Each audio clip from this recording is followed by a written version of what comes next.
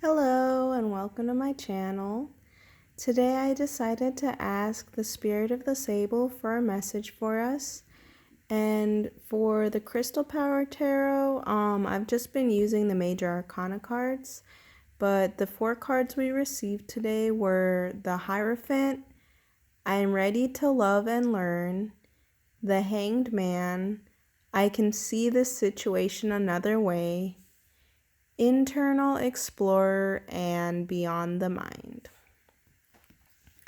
So for our first card with the Hierophant, for starters, I want to say that I've been having synchronicities with the key, and it is actually funny because when I get into this card also does reference keys in the description of the card.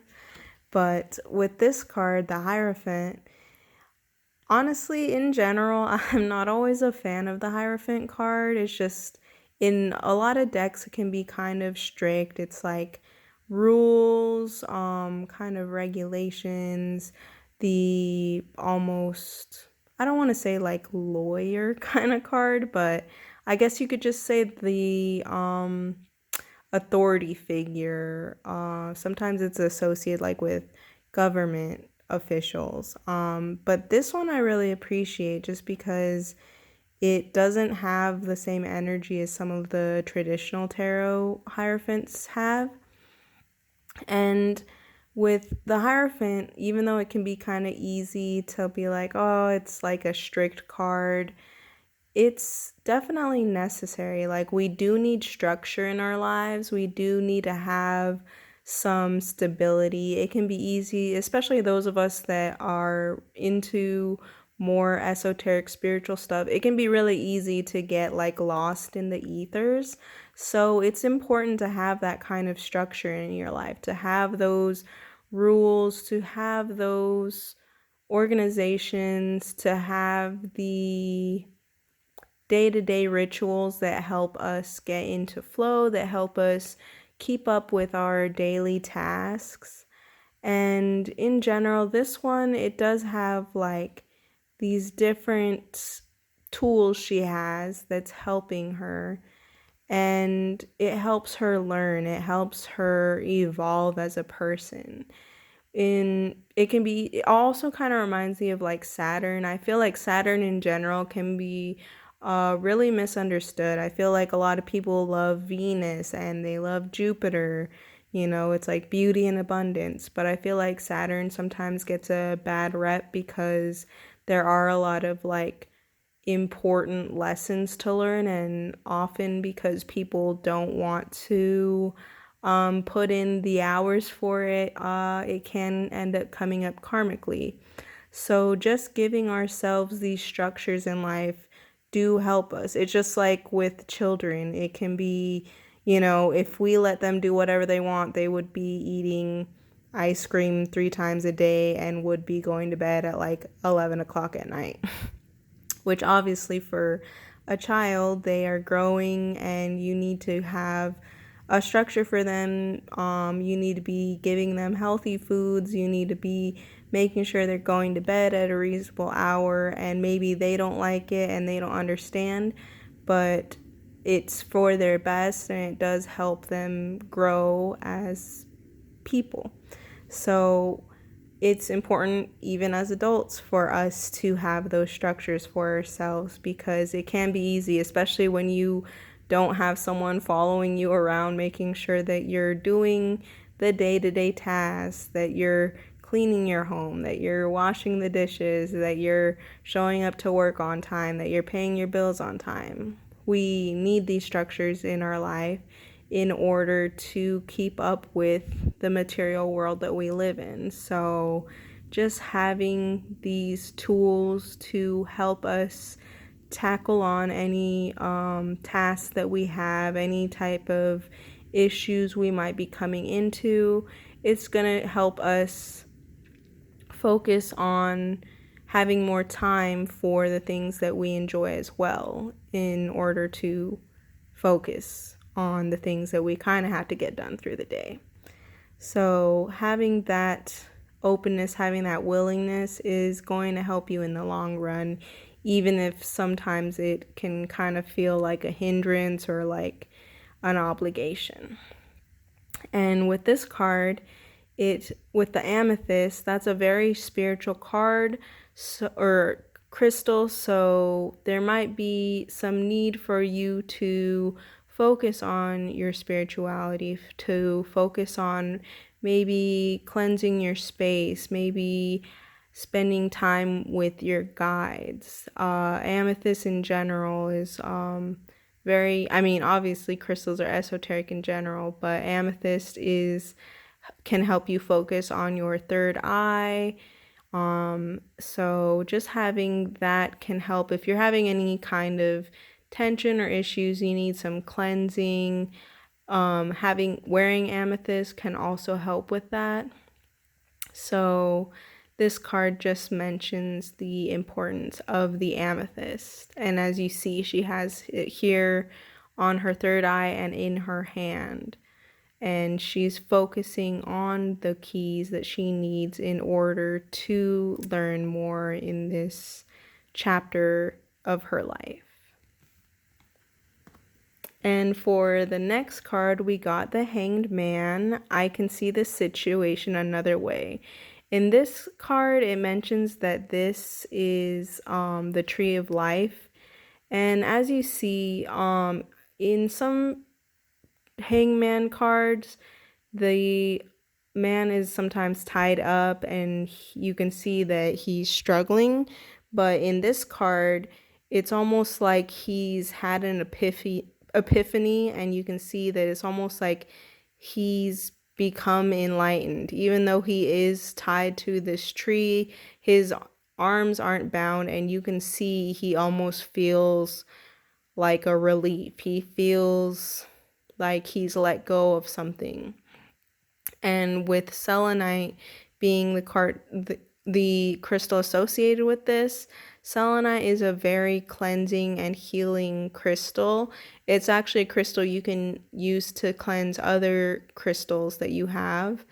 And you see that he has this willingness, he has this openness to him. He no longer feels chained to his issues, even though, again, he is bound. You can tell that energetically and spiritually he is coming to realizations. He is coming to his own freedom of letting go, of being able to mentally be at peace. So if you're having any kind of issues and you're just getting caught up in them, it can help to just release it, to help let yourself go of, it's like that serenity prayer where it's like let go of like the things that you can't change. So anything that you can affect, go ahead. But if there's things that are out of your hands, letting yourself accept things the way they are and just being able to put in the effort to fix the things that you can. Because obviously we're all just one person, and it's important to make the changes you can make, but also not get overwhelmed by any types of structures that maybe you can't tackle on at this moment or that take a team effort. So just allowing yourself time to be at peace, to have those spiritual connections that can help you in any kind of issues that may be coming up, so that you can not be just constantly stressed out, that you can have those moments of ease and trusting in the grand scheme of things, trusting that things will work out even if you might be stuck in situations that can be kind of frustrating or confusing or overwhelming. And for this card, it's Internal Explorer. And this card, it's funny because, again, like this synchronicity with the key. So this card in the description, it does mention like you already hold the keys. You see this light that she's carrying. This speaks about the light within you, that doing that internal exploration, you will find the answers you're looking for. You will find clues within yourself to what you're searching for. It's easy for us to go through life and to forget ourselves, to forget our being itself.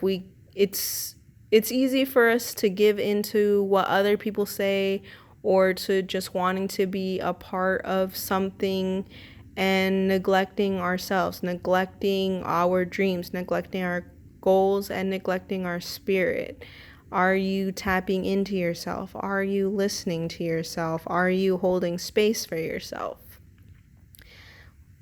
You are the key. You are the one who knows yourself. It's like you are the only person who has been with you your whole life. It's like you've had family, loved ones that you've grown up with and are maybe still close to, but no one has been inside, knowing every thought, knowing every internal experience, internal dialogue that you've had except for you. And it's like, it's so easy sometimes for us to abandon ourselves or neglect ourselves. And just remembering to have that time with yourself, to really sit with you and sit in the moment with yourself. Just understanding that, because it's like, if you aren't sitting with you, if you aren't listening to you and understanding you, everything else isn't going to come together as nicely as you'd want it to.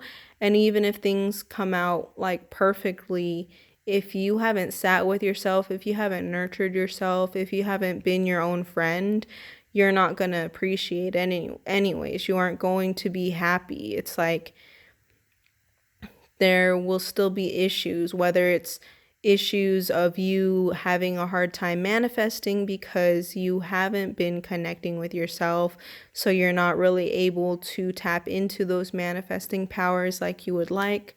Or again, it could be that your manifestations are on point, but if you aren't happy with you, if you haven't been nurturing yourself and caring for yourself, you aren't going to really be able to see them or appreciate them like you would once you've really become more holistic with yourself and in tune with yourself.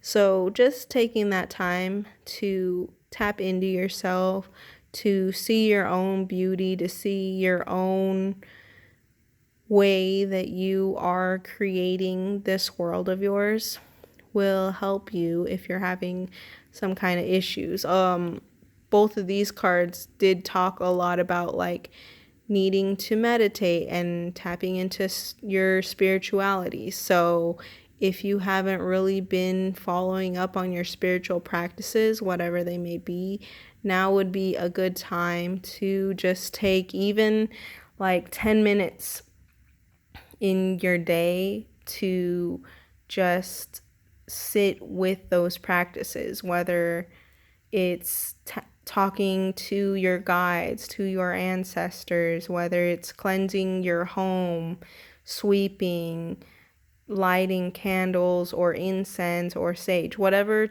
types of practices that you prefer to do, sound baths, frequencies, spiritual baths. There are all sorts of ways that you can cleanse your body, cleanse your home, and even just speaking words of encouragement, restructuring the way you talk to yourself, the way you speak in your home.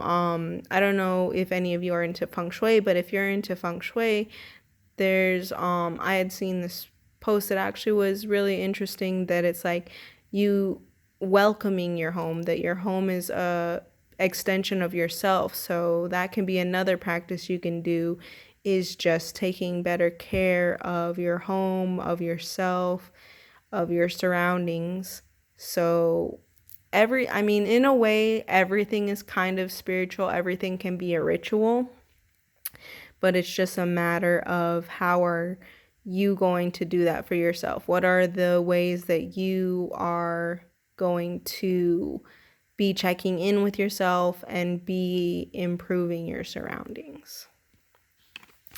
And for the last card we got, it was Beyond the Mind. This card, it's funny because this kind of almost reminds me of like the Kabbalah tree of life, and then it's just like how this one is a symbol of the tree of life. So the connection there was interesting. But Beyond the Mind, it's just talking about being in the moment, the way that we can just get lost in our own thoughts, get lost in the loops, the overthinking. It's like, it was funny because I was reading like the description when I was just focusing on these cards before I started the video. And it's just like talking about like, oh, you might get lost in thoughts. And as I was trying to read that, I was busy like overthinking about something, and I just had to like really pause and just, it's just something that we all do. We can be lost somewhere else. We can be thinking about some other situations, and this is just talking about going beyond those thoughts, beyond our thinking mind, beyond that simple brain of ours that can fall into worry, that can fall into autopilot. And it just, there's so many times that we do that to ourselves, and we'll be in the middle of doing it and won't even realize we're doing it until 5-10 minutes has gone by and you're just like, oh, I wasn't even paying attention at all. Like, you'll be reading a book, and I know with me it's like whether it's an audiobook or a physical book, I'll have to like either rewind and re-listen or reread the page again, because sometimes I just get so in my own mind, so in my own thoughts, so in my like thoughts of I have to do this, I have to do that, that it can be easy to forget to just be present. Even like if you're eating, like sometimes if you are playing on your phone or doing something else, it's like you're just like eating, but you're not really tasting the food, or you're not really appreciating the food. That's one of the reasons why people say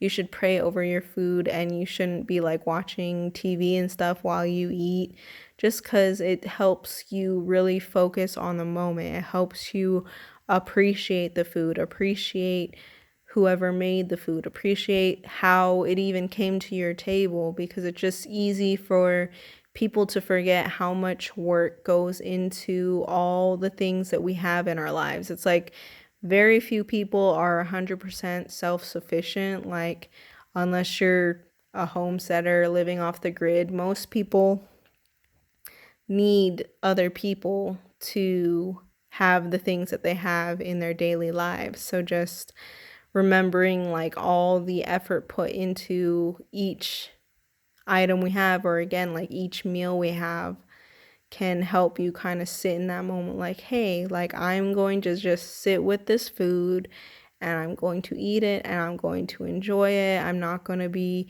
scrolling through my phone while I do it. I'm not going to be watching movies while I do it. And again, if like you prefer to do that, that's okay. But just again, this is speaking of just trying to go beyond just like not being present in the moment, and to really just exist, to really just feel each moment, feel that time with yourself, not allowing yourself to just get lost in worry, to get lost in the past or the future, and just go ahead and sit with the being that is you. So that was our reading for today, though, and I hope y'all have a great day, and thank you.